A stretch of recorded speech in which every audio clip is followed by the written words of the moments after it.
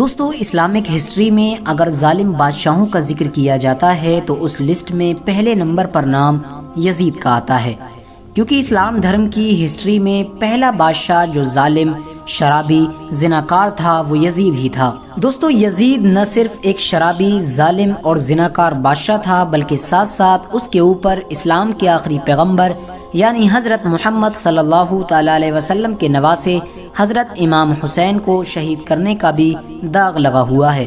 دوستو کیونکہ جب یزید نے حضرت امام حسین کو کربلا میں شہید کر دیا تھا، اس کے بعد تمام مسلمان اس سے نفرت کرنے لگے تھے۔ اسے ڈر ستانے لگا تھا کہ کہیں میری سلطنت کا تختہ پلٹ نہ ہو جائے۔ اسی ڈر سے اس نے اپنی سلطنت کو ہمیشہ باقی رکھنے کے لیے بہت سارے برے کام کیے، یہاں تک کہ اس نے مکہ اور مدینہ جیسے عظیم شہروں پر بھی حملہ کروایا، لیکن وہ کسی بھی حالت میں مسلمانوں کو اپنی طرف نہیں کھینچ پایا اور وہ اپنے تمام ارادوں میں ناکام رہا۔ دوستو اگر آپ ہسٹری میں یزید کی موت کو ڈھونڈنے کی کوشش کریں گے کہ آخر یزید کی موت کیسے ہوئی تھی تو آپ کو ہسٹری میں دو چیزیں ملیں گی۔ کچھ ہسٹورین کا یہ کہنا ہے کہ یزید کو ایک رومی لڑکی سے پیار ہو گیا تھا۔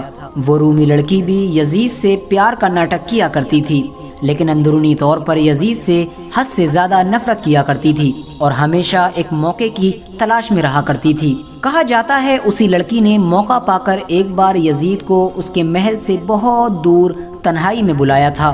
یزید کیونکہ زناکار ہونے کے ساتھ ساتھ شرابی بھی تھا، اس لیے وہ شراب کے نشے میں تھا۔ یزید جب اس لڑکی سے نشے کی حالت میں تنہائی میں مل رہا تھا تو اس لڑکی نے یہ کہتے ہوئے اس کے اوپر خنجر سے وار کیا کہ جو انسان اپنے نبی کے نواسے کا ہی قاتل ہو وہ انسان کبھی میرا وفادار کیسے ہو سکتا ہے۔ اس طرح سے یزید کی زندگی کا وہیں پر خاتمہ ہو گیا تھا۔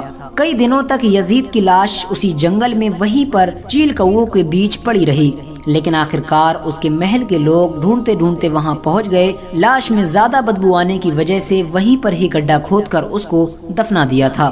وہیں کچھ اتہاسکاروں کا یہ بھی ماننا ہے کہ یزید کی موت اس طرح سے نہیں بلکہ دوسری طرح سے ہوئی تھی۔ ان کا ماننا ہے کہ یزید اپنی عمر کے آخر میں بڑی ہی خطرناک بیماری میں مبتلا ہو گیا تھا۔ یہ ایسی بیماری تھی کہ یزید کے پیٹ میں ہمیشہ درد ہوا کرتا تھا اور ساتھ ہی ساتھ اس کی آنتوں میں دن بدن زخم ہوتے جا رہے تھے۔ یزید نے دیکھا کہ جب میری حالت زیادہ خراب ہو چکی ہے تو اس نے اپنے بیٹے معاویہ کو بلایا۔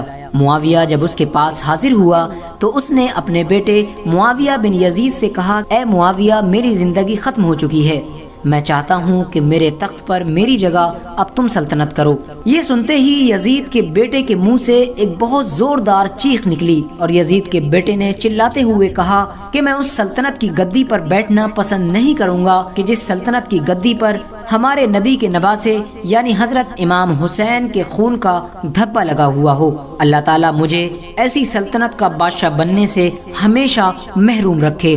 یزید نے جب اپنے بیٹے کے منہ سے یہ بات سنی تو یزید کی بیماری اور زیادہ بڑھ گئی اور وہ اپنے بیماری کے بستر پر اور زیادہ بے چین رہنے لگا۔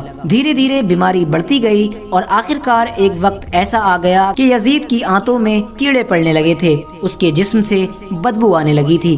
یزید کو حد سے زیادہ پیاس لگا کرتی تھی، لیکن جب یزید کو پانی پلایا جاتا تھا تو اس کی بے چینی اور زیادہ بڑھ جایا کرتی تھی، اور اگر اسے پانی نہیں پلایا جاتا تھا تو پیاس کی وجہ سے اس کی بے چینی ہمیشہ بڑھی رہتی تھی۔ یعنی یزید کی آخری وقت میں ایسی حالت ہو گئی تھی کہ پانی پینے پر بھی بے چینی تھی اور پانی نہ پینے پر بھی بے چینی تھی۔ آخرکار اسی بے چینی کی حالت میں یزید کی موت ہو گئی۔ موت کے بعد اس کے جسم سے ایسی خطرناک بدبو آ رہی تھی کہ کوئی انسان بھی اس کے قریب جانے سے کتراتا تھا۔ دوستو جس سلطنت پر راج کرنے کے لیے یزید نے حضرت امام حسین جیسی شخصیت کو شہید کر دیا تھا، اس سلطنت پر وہ صحیح سے 3 سال بھی حکومت نہیں کر سکا تھا۔